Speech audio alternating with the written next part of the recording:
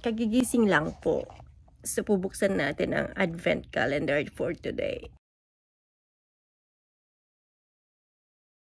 So, halfway na tayo. 1, 2, 3, 4, 5, 6, 7, 8, 9, 10, 11, 12, 13, 14. So, today, Friday, December the 15th. Yan saan? Oh, there. December 15. Dun. Malit lang to for sure. Red ulit. Ayan, hindi ko kinakain mga yan. Iipunin ko para sa Christmas party. Ibibigay sa mga bata. Ayan, cute. So, December 15. So, lalabas na naman ako ngayon sa work. Last day of work ngayong week. And, samahan nyo ako. Good morning everyone. Kael Elkins is here once again. May paus pa rin ang boses.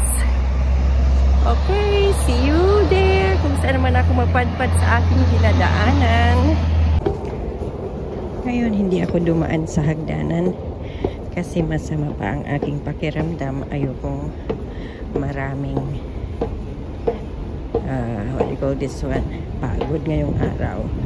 Dahil kailangan ko pang magtrabaho sa aking employer's house. And of course, ay andyan na yata ang bus. Blue color ngayong Christmas.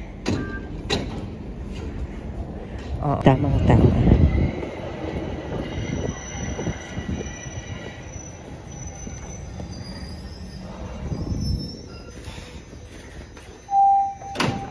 Line 1, towards Finch. Please stand clear of the doors. Ayan, nakarating na ako dito sa may Eglinton West Station. Naghihintay lang ako ng bus. 4 minutes pa daw ang waiting time ko. So, stay tuned! So, nandito na ang bus namin. Anyways, mag-umpisa na naman ako magkwento about my college life. Dear Lolo Whitey, andito na naman si Kael Elkins na naglalakad papasok sa kanyang trabaho. Ikwento niya ngayon ang kanyang buhay nung siya ay nasa college. As usual, bago papasok sa kolehiyo, nagpa-enroll ako. Kasama ko ang aking kapatid dahil takot akong magpa-enroll na mag-isa. Kasi sobrang tao dito sa San Fernando, La Union. Pumasok ako sa Don Mariano Marcos Memorial State University or DMSO, College of Liberal Arts, sa kursong Bachelor of Science in Elementary Education. As usual, Lolo Whitey, kailangan kong maghanap muna ng trabaho para may pang-allowance ako everyday. Ang tuition fee ko, binayaran ng aking nanay. A matter of 140 pesos lang that time. Kasi university siya. Public. And then, yung pagtatrabaho, inumpisan ko na naman. So, from Monday to Friday, andun lang ako sa boarding house namin sa San Fernando. Pero pag Saturday at saka Sunday, nagtatrabaho na naman ako sa isang grocery store sa Nagilian, La Union.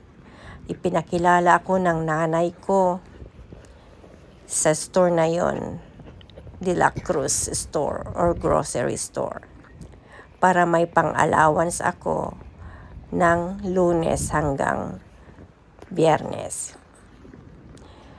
And then after like 6 months, lumipat ako ng boarding house na mas malayo sa school. Which is okay lang din kasi nadagdagan ang oras ng pag-walk ko papasok sa school. At nakahanap ako ng part-time ulit. It's like Bo and Austin. Yeah? Bo and Austin. Oh, that's Bo. Oh no, this is Peppa. Okay, that's Peppa. Oh, look at that. He's really good. Tickly, tickly, tickly. They're so cute. You hear that? I like the sound. So yun mga friendship, nakahanap na naman ako ng part-time job. Monday to Friday po yun.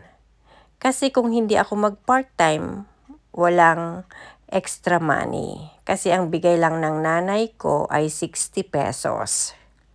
Allowance ko yun ng isang linggo.